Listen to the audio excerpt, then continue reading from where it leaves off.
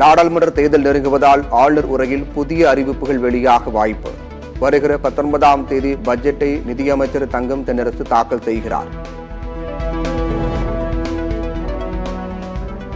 தாம்பரம் கூடுவாஞ்சல் இடையே பல மணி நேரம் போக்குவரத்து நெரிசல்.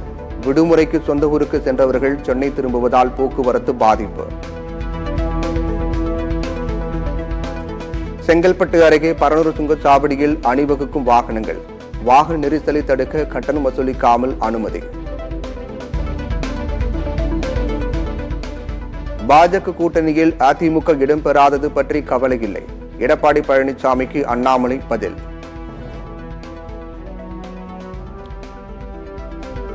ஜிஎஸ்எல்வி ராக்கெட் ஏவுவதை நேரில் பார்க்க முன்பதிவு தொடங்கியது. வருகிற 17ஆம் தேதி ஜிஎஸ்எல்வி F-14 ராக்கெட் விண்ணில் ஏவப்படுகிறது. சென்னையில் பாஜக தலைவர் ஜே பி நட்டா நடந்து சென்ற பாதையில் விளக்கு அணைக்கப்பட்ட உள்நோக்கம். மத்திய அமைச்சர் எல் முருகன் குற்றச்சாட்டு. கடலூர் பகுதியில் டாஸ்மாக் கடைகளில் 10 ரூபாய் கூடுதலாக விற்பதாக குற்றச்சாட்டு. எல்லோருக்கும் மொய் வைக்க வேண்டியிருப்பதாக விற்பனையாளர் குமுறல். இல்ல எல்லாருக்கும் மொய் வைக்கணும். யாருக்கு மொய் வைக்கணும்? 10 ரூபா இப்ப நீங்க என்ன சொன்னா 10 ரூபா கொடுங்க கேட்டேன் உங்ககிட்ட.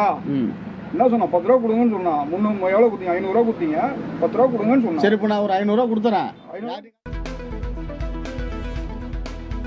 டெல்லியில் கடும் பனிமூட்டம் காரணமாக விமானங்கள் வருகை தாமதம். சில விமானங்கள் பல மணி நேரம் தாமதம் என தகவல். பீகாரில் இன்று வாக்கெடுப்பு நடப்பதை முன்னிட்டு எதிர்க்கட்சி எம்எல்ஏக்கள் அரசு கண்காணிப்பதாக குற்றச்சாட்டு. காங்கிரஸ் எம்எல்ஏக்கள் தேஜஸ்வி யாதவ் இல்லத்தில் விரைந்தனர்.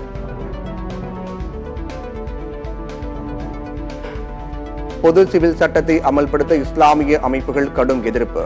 இஸ்லாமிய மக்களுக்கு எதிரான பொது சிவில் சட்டத்தை தொடர்ந்து எதிர்ப்போம் என ஓவைசி குமுறல்.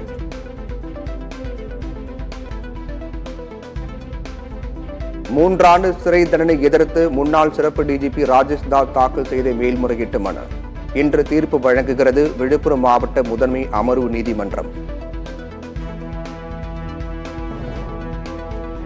அண்டை மாநிலங்களில் குரங்கு காய்ச்சல் பரவல் எதிரொலி. எல்லையோர மாவட்டங்களில் கண்காணிப்பை தீவிரப்படுத்த சுகாதாரத்துறை உத்தரவு.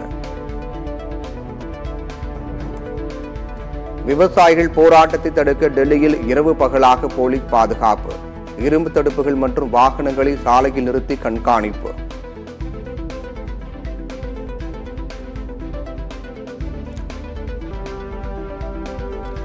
தனது மனதில் தோன்றியவர்களுக்கெல்லாம் பாரத் ரத்னா விருதை அறிவித்துள்ளார் பிரதமர் மோடி. மகாராஷ்டிர முன்னாள் முதலமைச்சர் உத்தவ் தாக்கரே விமர்சனம்.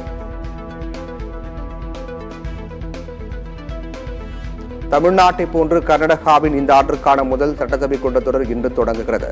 காலை 11 மணிக்கு தொடங்கும் கூட்டத்தில் ஆளுநர் தாவர்சந்த் கெலாட் உரையாற்றுகிறார். தண்டனை விதிக்கப்பட்ட இந்திய கடற்படை வீரர்கள் 8 பேர் விடுதலை. கத்தார் நீதிமன்றம் உத்தரவு.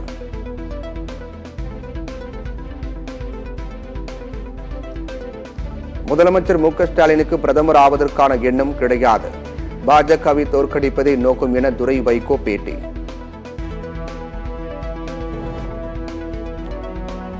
பாகிஸ்தானின் முன்னாள் பிரதமர் நவாஸ் ஷெரீப் பிலாவல் கட்சிகள் கூட்டணி. எந்த கட்சிக்கும் பெரும்பான்மை இல்லாததால் கூட்டணி ஆட்சி அமைக்க திட்டம்.